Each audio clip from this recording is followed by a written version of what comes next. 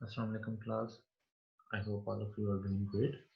Our today's topic is email writing skills, and in this topic we are going to study basic email rules, basic email elements, concise email, email addressing, copying someone's manager, handling your emails, and deleting 6 type of email.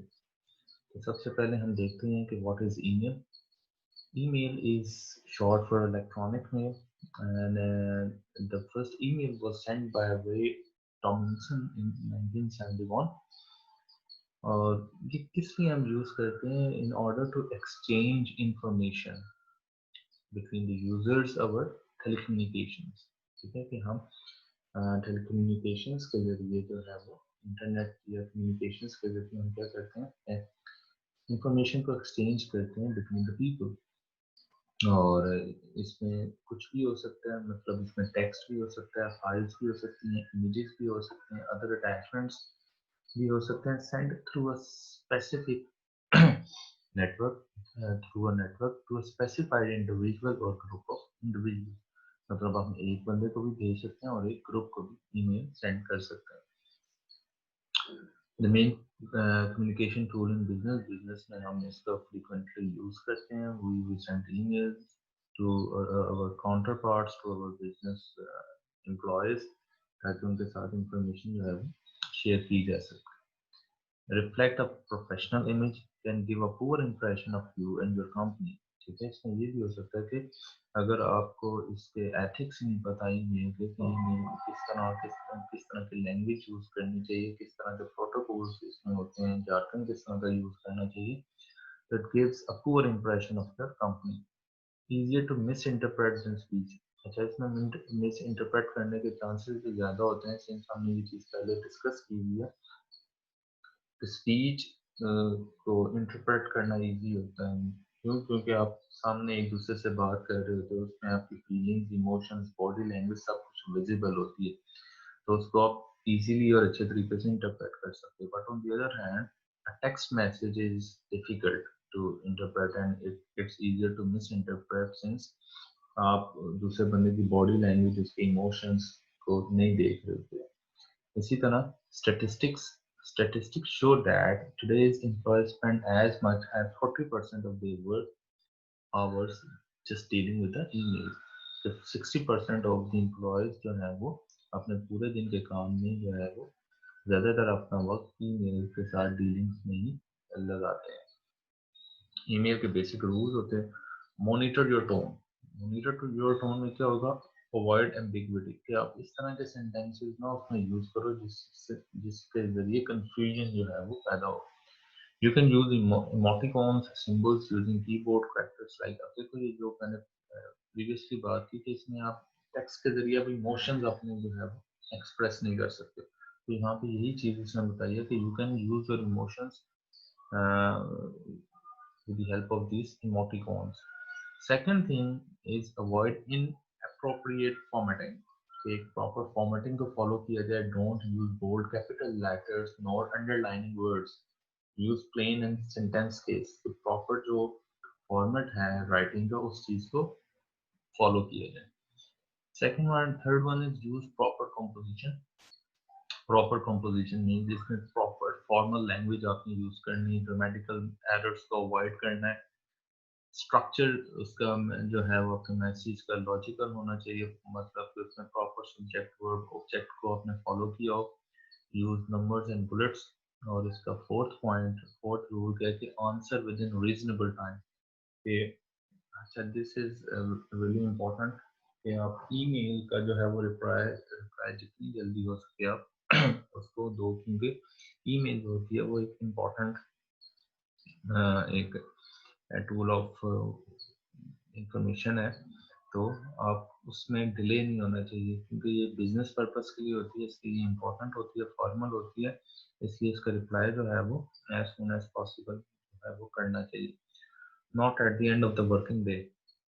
Not be late in reply, कि आप wait ना करो कि दिन खत्म होगा तो and में मैं इसका रिप्लाई करूंगा. ये जो चीज़ होती है अनएथिकल होती है और इनफॉर्मल, और ये आपकी जो सीरियसनेस है उसको शो कर रही होती है कि कितने सीरियस हो आप काम के लिए. Number 5 is answer all questions. Email में जिस तरह के क्वेश्चंस पूछे जाए, you are bound to answer those questions. Create an automatically added signature, including at the end of the email. You should add an automatic signature जिसमें आपका नाम, position, company के बारे में डिटेल्स हो। और eight the and proof read your email, आप उसको देख लो कि उसमें कोई मिस्टेक्स ना हो। ईमेल एलिमेंट्स, ईमेल के अंदर क्या क्या चीजें होती हैं जिसको आपको फिल करना पड़ता है। एलिमेंट्स क्या है? From, file. फ्रॉम में क्या लिखते हो कि कौन सेंड कर रहा है, किसने सेंड की। सेकंड इसका एलिमेंट होता है सब्जेक्ट, उसमें आप सब्जेक्ट लिखते हो कि ये ईमेल किस बारे में है, इसका सब्जेक्ट क्या है। थर्ड में आप ग्रीटिंग मीन्स उसको सैल्यूटेशंस भी कहते हैं इसको डियर मिस्टर, फॉर्मल के लिए यूज करते हो, और हाय इफ इट इज इनफॉर्मल। उसके बाद फोर्थ वन इज आप अपना मैसेज लिखते हो, उसमें भी आपने वही 7 बेसिक रूल्स को फॉलो करना है। और फिफ्थ इज क्लोजिंग, कि आपने एक अच्छे तरीके से क्लोज करना है बेस्ट रिगार्ड्स के साथ या बेस्ट विशेस के साथ।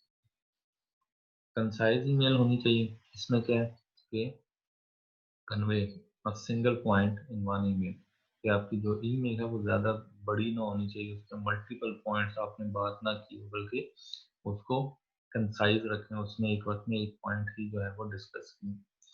सेकेंडली वो कह गया कि यार be brief, get to the point and avoid irrelevant information, क्योंकि ये मोस्टली ऑफिशियल जो है वो मामला के लिए ईमेल की जाती है, और ऑफिशियल लैंग्वेज में हमने क्या पढ़ा है कि ब्रीफ होनी चाहिए, टू द पॉइंट होनी चाहिए। Avoid long sentences, and your first sentence should be containing 15 to 20 words. Use bullet sentences. Limit thank you in your emails, means आपने बार बार thank you यूज नहीं करना ईमेल में। डोंट अटैच अननेसेसरी फाइल्स, जो files important नहीं है उसको साथ उसके अटैच ना करें। Use priority flags. Priority flag से क्या होगा कि हाई प्रायोरिटी फ्लैग मीन्स कि आपको इस ईमेल पे जल्दी एक्शन चाहिए। लो प्रायोरिटी फ्लैग मतलब कि इस पे आप बाद में भी काम कर सकते हो, या इस पे आप बाद में भी रिस्पॉन्स दे सकते हो। ईमेल एड्रेसिंग नंबर 1 में टू फाइल्ड कि आप right here the direct receipts who are most act who are must act on your, कि आप किसको सेंड कर रहे हो, किसको लाजमी है कि इसमें आपका रिस्पॉन्स देना है।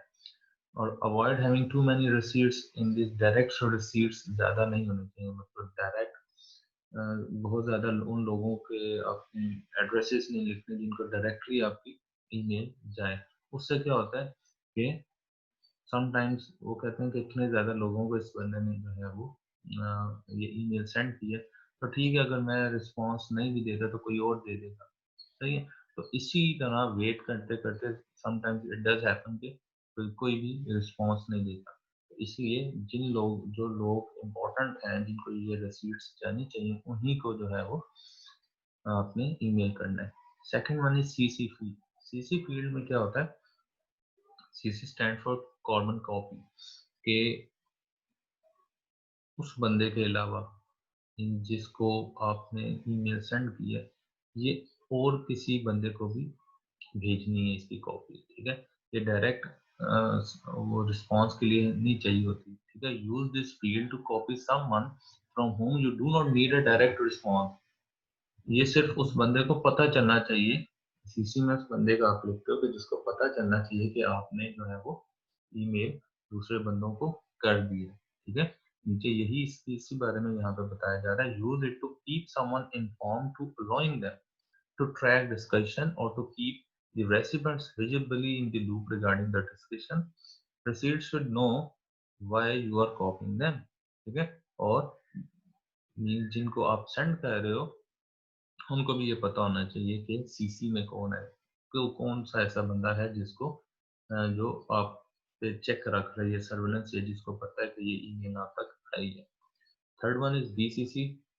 बीसीसी में क्या होता है कि इसमें भी एक और बंदे को भी आप इसमें ये ईमेल सेंड करते हो, लेकिन इस बंदे को उन रेसिपिएंट्स का पता नहीं होता जिनको ये ईमेल गई, सही हो गया। use this field to copy people without knowledge of their receipts. Use it to protect the address and privacy of the receipts and to prevent recipients from adjusting their responses because he knows who you are copied. Means ये सिर्फ एक तीसरे बंदे को आप बताते हो कि ये मैंने ये काम कर दिया है, ठीक है, लेकिन उसको उन रिसीट्स के बारे में पता नहीं होता कि ये ईमेल किस किस बंदे को ये। Fourth one is reply all. अच्छा, यहाँ पे वो कह रहा है कि रिप्लाई ऑल में क्या होता है कि आपको हर दफा मीन्स एडिट करना चाहिए रिप्लाई से पहले, क्योंकि जब आप रिप्लाई ऑल करते हो तो उस चीज का जो है वो मैसेज सबको चला जाता है, जो सीसी में भी होते हैं और जो पीसीसी में भी होते हैं। इसलिए आपको रिप्लाई करने से पहले इस चीज को पहले एडिट कर लेना चाहिए कि आप रिप्लाई किसको करना चाह रहे हो। Fifth one is forward. Forward में ये होता है कि आप ईमेल को आगे भी फॉरवर्ड कर सकते हो, लेकिन फॉरवर्ड करने से पहले आप उस बंदे से पूछ लो कि I am forwarding your, am I allowed to forward your email, ठीक है। Again ask yourself why you forward this email. Never forward spam or chain letter emails and include your personal comments. ये उस चीज को forward करने से पहले, email को फॉरवर्ड करने से पहले अपने पर्सनल कमेंट्स की कि ये चीज जो है मुझे वहां से ईमेल आई है इस बारे में, तो इस पे आपके क्या जो है वो तसव्वुरात ख्याल है, तो उसमें आप अपने भी कमेंट्स वहां पे लिख सकते हो।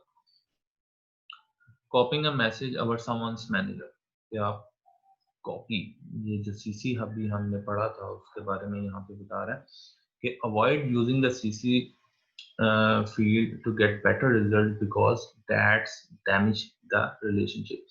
कि आप कहते हैं अवॉइड किया जाए जितना हो सकता है सीसी को, कार्बन कॉपी को, क्योंकि समटाइम्स आपने एक ईमेल मुझे करनी है, सही है, और उसमें आपने या मैं आपको ईमेल कर रहा हूँ कि आप लोगों के मार्क्स कम है, आप लोगों के मार्क्स ठीक नहीं है, कि मैंने आपको जो असाइनमेंट दी थी उस पर आपने अच्छे से काम नहीं किया, और सीसी में मैं एचओडी को भी कर देता हूँ, ठीक है, कि एचओडी को भी पता चले कि मैंने इनको मेल दी और मेल में क्या है।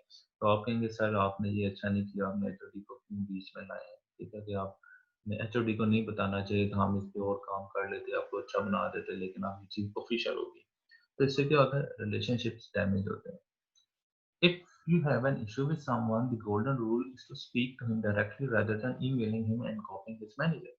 ठीक है, ये वही चीज इसने यहाँ पे डिस्कस किया कि there is an issue between someone जिसको आप ईमेल कर रहे हो, तो आप उससे डायरेक्टली बात कर लो, और सीसी में जो है वो किसी को रख के उससे बात नहीं करनी चाहिए। रॉन्ग रीजंस क्या होते हैं for copying a message our someone said, कि इससे आप सेल्फ प्रमोशन कर रहे हो।